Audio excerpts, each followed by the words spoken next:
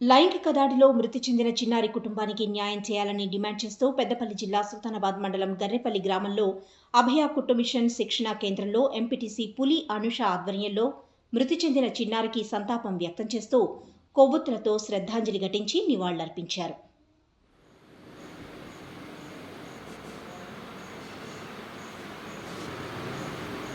ఒక 6 సంవత్సరాల అమ్మాయిపై అఘాయిత్యం చేసి దారుణ హత్యకు గురి చేసినటువంటి ఆ క్రిమినల్కి వెంటనే శిక్ష పడేలా చూసేలా గవర్నమెంట్ని కోరడం జరుగుతుంది.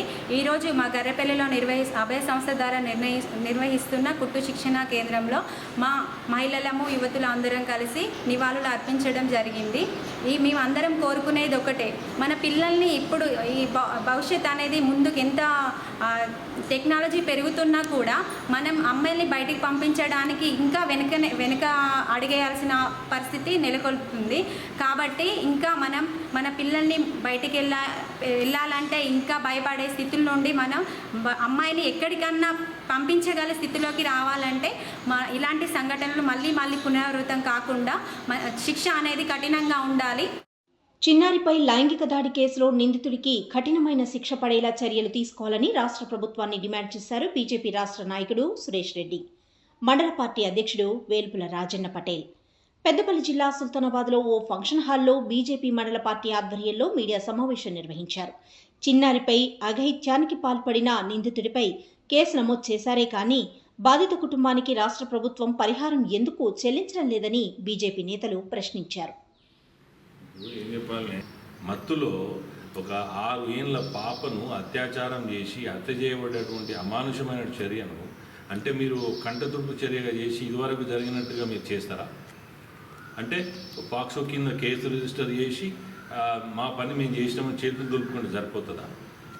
మీరు దానికి ఫాలోఅప్గా తీసుకొని ఒక బాధ్యతాయుతమైనటువంటి పొజిషన్లో ఉన్నటువంటి మీరు ఏం చేస్తున్నారు? మీరు అంటే దానికి 3 నెలల్లో 6 నెలల్లో ఫాస్ట్ ట్రాక్లా పోయే విధంగా మీరు చర్యలు తీసుకుంటున్నారా? వాళ్ళకు ఏమన్నా నేర చరిత్ర ఉన్నదా, లేకపోతే బ్యాక్గ్రౌండ్ చెక్ చేస్తున్నారా? వాళ్ళు ఎక్కడి నుంచి వస్తున్నారు? సరే, వాళ్ళు పుట్టకూడి కోసం వస్తున్నారు. వస్తే రేపు ఇదే చర్య మీ యజమాన్యం మీద పడి మీకేమన్నా అఘాయిత్యం జరిగితే ఎట్లుంటుంది? అది అప్పుడు ఇదే విధంగా వదిలిపెడతారా? ఆర్థికంగా లేరనేనా మీరు ఈ విధంగా ఎంతో కొంత డబ్బు రూపంలో ఇచ్చేసి వాళ్ళను కంటతుడుపు చెడిగా తీసేసి ఏదో అయిపోయింది సెట్ చేసుకుంటారు? ఇదేమి వదిలిపెట్టేది లేదు. ఇది దౌర్భాగ్యమైన పరిస్థితి. అంటే ఒక ఉన్నతమైనటువంటి పదవిలో ఉన్నటువంటి ప్రతి ఒక్క ఆఫీసర్లో నేను కోరుతున్నాను దీనికి సంబంధించి మీరు కూడా ఒకసారి ఆలోచించండి, ఒక మానవతా దృక్పథంతో చూడండి. ఒక 6 ఏళ్ళ పాపను ఈ విధంగా చేస్తే రేపు అదే మీ ఇంట్లో ఎవరికైనా జరిగితే మీరు ఊరుకుంటారా? ఎందుకు ఈ విధంగా చేస్తున్నారు? మీరు ఎందుకు చర్యలు తీసుకుంటలేరు? చర్యలు అంటే ఉట్టిగా కేసు రిజిస్టర్ చేసి పెట్టగానే అయిపోతుందా? ఎంతవరకు న్యాయం ఇది? అక్కడ హైదరాబాద్లో ఉన్నటువంటి ముఖ్యమంత్రి గారు స్పందిస్తారు, కానీ మా స్థానిక ఎమ్మెల్యే మాత్రం ఇంతవరకు అయితే నేను చాలామందిని అడిగిన ఎవరైతే స్పందించలేదని చెప్తున్నారు. ఆ తరఫున మీరు దీన్ని ఏదో ఒకటిగా కేసు రిజిస్టర్ చేసిన వదిలిపెట్టేది లేదు. మాకు సీనియర్ మినిస్టర్లు ఉన్నారు, సీనియర్ నాయకులు ఉన్నారు. మేము జాతీయ స్థాయిలో లేకపోతే సెంట్రల్ గవర్నమెంట్ మా అధికారంలో ఉన్నాం. మేము ఖచ్చితంగా మేము ఈ కేసు ఆడికి తీసుకుపోతాము.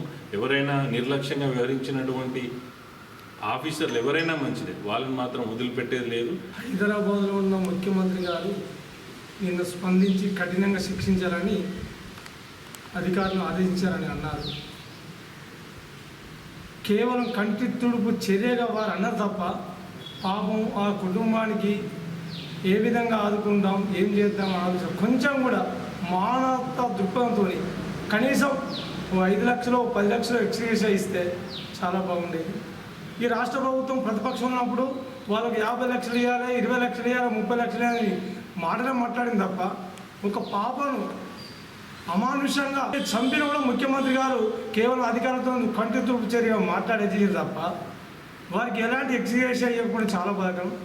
గ్రామస్తులు సురక్షిత మంచినీరు తాగాలనే ఉద్దేశంతో కోర్టెవ సీడ్స్ ఆధ్వర్యంలో గ్రామంలో వాటర్ ప్లాంట్ ఏర్పాటు చేశామని అన్నారు కోర్టెవ సీడ్స్ ప్రతినిధి ఆర్కే రెడ్డి.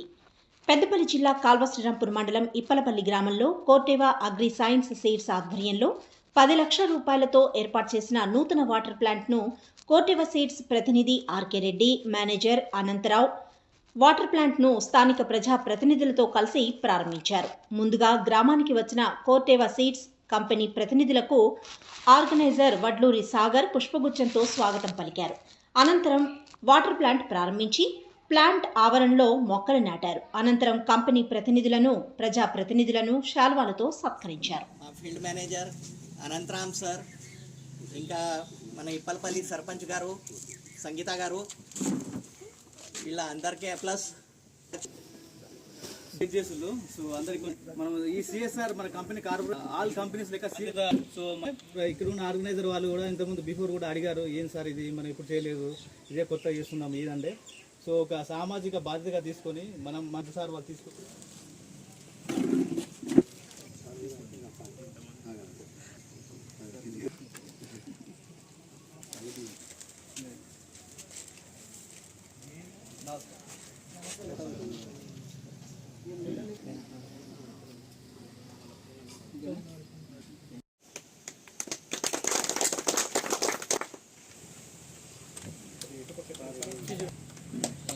ఓకే, దాంట్లో ఎంతవరకు ఉన్నాయి ఏంటి ఇవన్నీ మనకి పారామీటర్స్ అన్ని అట్లీస్ట్ 6 నెలల కోసం చెక్ చేయించు. ఈ చేసే ముందుగా కూడా భగీరథ పథకం ఉంది, దానివల్ల నీళ్ళు వస్తున్నాయా లేదా, వస్తుంటే ఎలాంటి వాటర్ వస్తుంది, వాళ్ళు ఆడిటింగ్ చేసి ఇచ్చినాక ఓకే వచ్చినా సరే మనకు కొంచెం ఇబ్బందులు ఉన్నాయి కాబట్టి మనకి ఇక్కడ వాటర్ ప్లాంట్ పెట్టమని మనకు రిక్వెస్ట్ చేయడం జరిగింది. సో మేము కూడా మా మేనేజ్మెంట్తో మాట్లాడి ఆ సిఎస్ఆర్ యాక్టివిటీ కింద, అంటే సామాజిక బాధ్యత కింద దీన్ని శాంక్షన్ చేయడం జరిగింది. ఇప్పటి వరకు పెట్టడము, ఇన్వెస్ట్ చేయడం అనేది ఒక వంతు అయితే, నెక్స్ట్ దీనిని ముందుకు తీసుకెళ్ళి దాన్ని కరెక్ట్గా పనిచేయించుకోవడము, నడుపుకోవడము, దాన్ని మనందరూ అంటే గ్రామ ప్రజలందరూ కూడా ఇదందరూ మన ఉమ్మడి దాని కింద చూసుకొని జాగ్రత్తగా నడుపుకోవడం అనేది చాలా ఇంపార్టెంట్. ఇక్కడ మా కంపెనీకి ఎంతో వెన్నుదన్నుగా ఉండి గ్రామ ప్రజలందరూ కూడా ఏ వెరైటీ ఇచ్చినా చేయటము, అట్లా డిఫరెంట్ వెరైటీస్ వచ్చినాయి ఇప్పటికే సీడ్ ప్రొడక్షన్. ఈ వరిలో ఆడ మగ సీడ్ ప్రొడక్షన్ చేయటం ద్వారాగా వీళ్ళతో మాకు బాగా ఎక్కువ పరిచయం అయింది. అలాగే వీళ్ళు మాకు వెన్నుదన్నుగా ఉన్నారు. రెండోది వీళ్ళకు కూడా ఏదన్నా సహాయం చేయాలి అని చెప్పేసి కంపల్సరీగా ఈ కార్పొరేట్ సోషల్ రెస్పాన్సిబిలిటీలో ఈ ఫండ్స్ అనేది ఇవ్వటం జరిగింది. ఇప్పలపల్లె గ్రామానికి సాగర్ ఉప సర్పంచ్ ఈ సీడ్సార్లో మా ఇప్పలపల్లె గ్రామానికి అభివృద్ధికి ఈ వాటర్ ప్లాంట్కి ఒక 10 lakhs ఇవ్వడం అనేది జరిగిందంట. ఇచ్చినందుకు వాళ్ళకి మా గ్రామ ప్రజల తరఫు నుండి నేను వాళ్ళకు ప్రత్యేకించి ధన్యవాదాలు తెలియజేస్తున్నాను. థ్యాంక్ యూ సార్, మా గ్రామ అభివృద్ధికి సహకరించినందుకు. ఈ నెల 16న ఆదివారం పెద్దపల్లి జిల్లా ఎలిగేడులో నిర్వహించే ఉచిత గుండె వైద్య పరీక్ష శిబిరాన్ని సద్వినియోగం చేసుకోవాలన్నారు పెద్దపల్లి జిల్లా పద్మశాలి సేవా సంఘం అడాక్ కమిటీ చైర్మన్ వలస నీలయ్య. కరీంనగర్ మెడికవర్ హాస్పిటల్ వారి సౌజన్యంతో ఎలిగేడులోని ప్రభుత్వ ప్రాథమిక హైస్కూల్లో ఆదివారం ఉదయం 9 గంటల నుండి మధ్యాహ్నం 1 గంట వరకు ఈసీజీ, టుడికో, రక్త మరియు బీపీ షుగర్ పరీక్షలు, మహిళలకు మహిళా డాక్టర్లచే ఉచితంగా పరీక్షలు నిర్వహించి మహిళలకు సంబంధించిన వ్యాధులకు చికిత్సలు అందిస్తారని నీలయ్య తెలిపారు. మండలంలోని ప్రజలు ఈ అవకాశాన్ని సద్వినియోగం చేసుకోవాలని పద్మశాలి సేవా సంఘం కమిటీ సభ్యులు పేర్కొన్నారు. సుల్తానాబాద్ మండలం కాట్నపల్లిలోని రైస్ మిల్లో 6 ఏళ్ల చిన్నారిని చితివేసిన కామాంధుణ్ణి కఠినంగా శిక్షించి చిన్నారి కుటుంబానికి న్యాయం చేయాలని డిమాండ్ చేస్తూ గాంధీనగర్లో తుమ్మరాజ్ కుమార్ ఆధ్వర్యంలో కొవ్వొత్తులతో నివాళులర్పించి శ్రద్ధాంజలి ఘటించారు మహిళలు.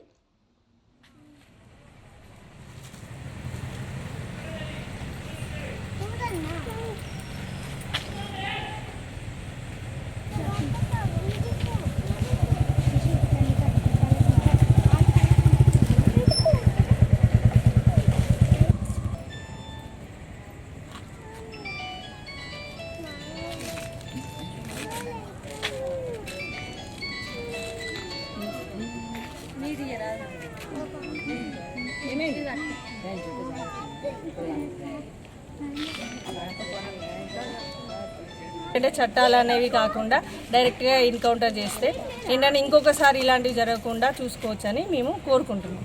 కుటుంబానికి మా గాంధీనగర్ తరఫున సానుభూతి తెలియజేసుకుంటున్నాం.